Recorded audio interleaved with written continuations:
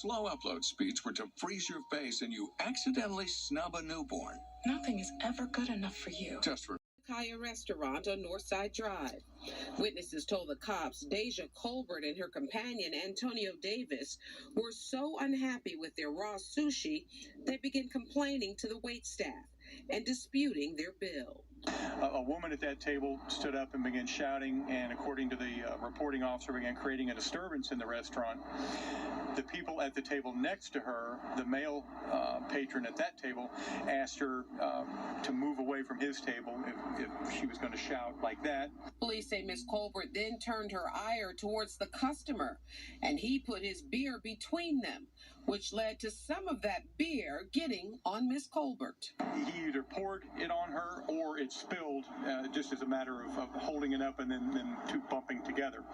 When that happened, the woman punched the man in the face, and at about that same time, the male patron that was at that woman's table pulled out a firearm. She got the purse away, and she also pulled out a firearm. With two guns now visible in the restaurant, customers started panicking.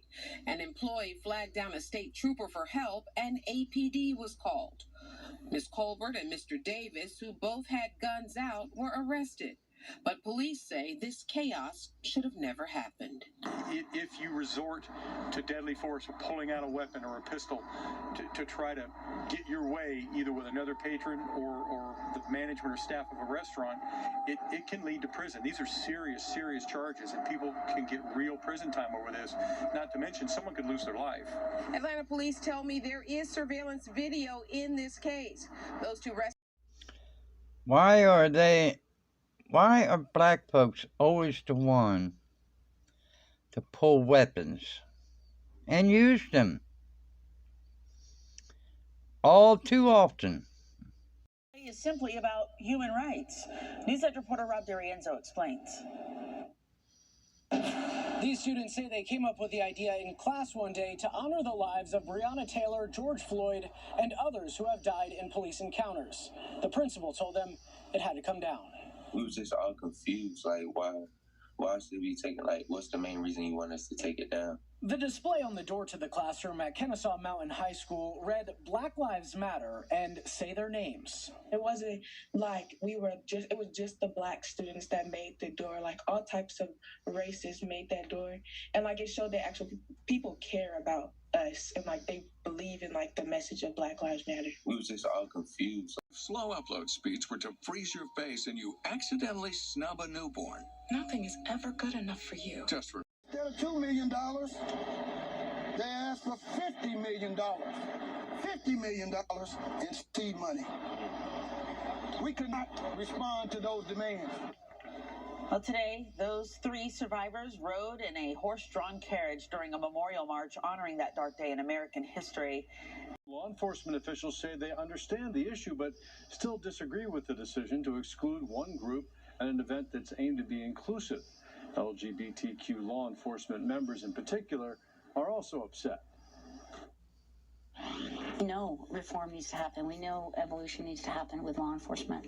And we're doing the work, and we're trying to make those changes.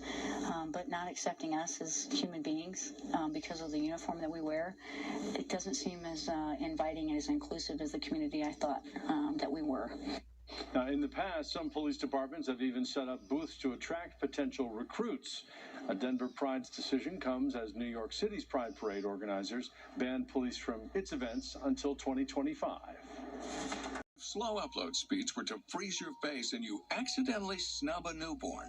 Nothing is ever good enough for you. Just for Oh, wow. 2 Austin, Texas police officers were honored today for pulling an unconscious man from a burning pickup truck Monday. We're told the driver was backing into a parking spot when he suffered a medical emergency. 911 callers say he was sitting inside the truck with his foot on the gas pedal before the fire started. We're told the driver was treated for smoke inhalation. Sandy Springs police rescued a man. Sandy Springs police say this was not an example of being at the right place at the right time. Instead, they say their department is staffed around the clock so that their officers can get to potentially fatal scenes within minutes. Sandy Springs police say they weren't concerned about who was in the wrong at the time of this rescue, but rather focused on saving a life. We have to save lives. That's the number one protocol. In this case, they realized that the person was still inside. They immediately went into rescue mode.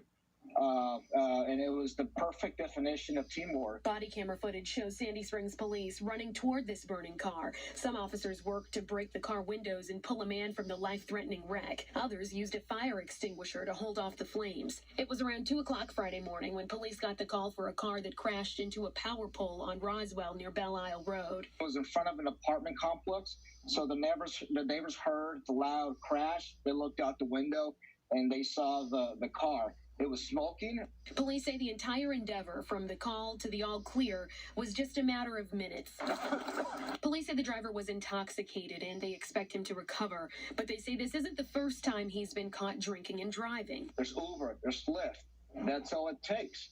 This could have been avoided easily had this person simply called the cab or a ride share. Police say they want this near miss to encourage others to drink responsibly.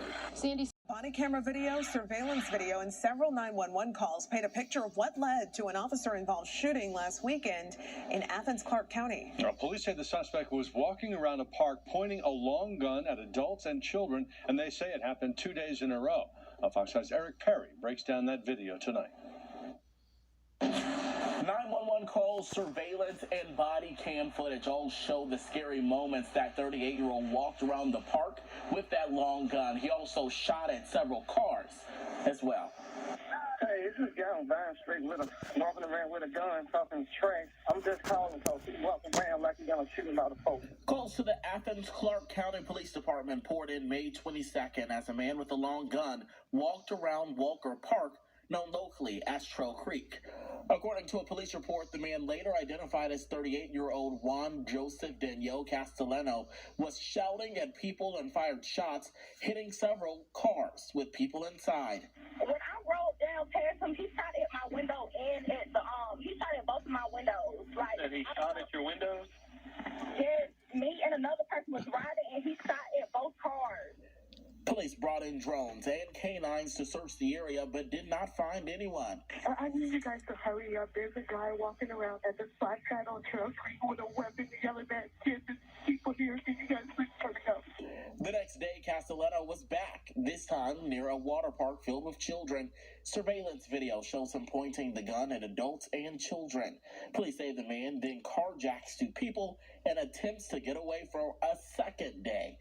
Stop, police! This time, police were one step ahead. Stop the car now! Get out of the car! Let me see your hands now! Body camera video shows the moments police spent pleading for the suspect to drop the weapon and surrender. Put it down now! Put it down! Then gunfire erupts. Castanello was hit and was later pronounced dead at the scene. As with all officer-involved shootings, the GBI now stepping in to investigate. As per department protocol, those officers will have